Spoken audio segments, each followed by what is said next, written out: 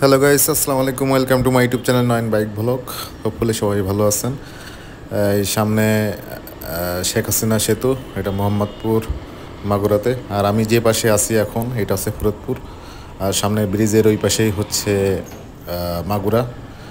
তো ছোটোবেলায় বিশেষ করে যখন 2007-08 ছিল, তখন আমি কলেজে পড়তাম মোহাম্মদপুর মাগুরাতে।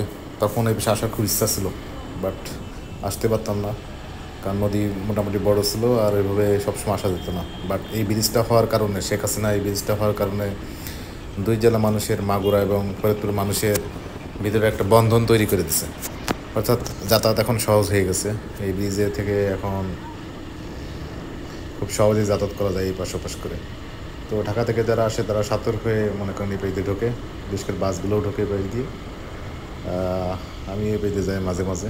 পিছনে বোয়ালমারি ফরিদপুর, আর সামনে হচ্ছে মোহাম্মদপুর মাগুরা। তো ব্রিজটার নাম হচ্ছে শেখ হাসিনা সেতু।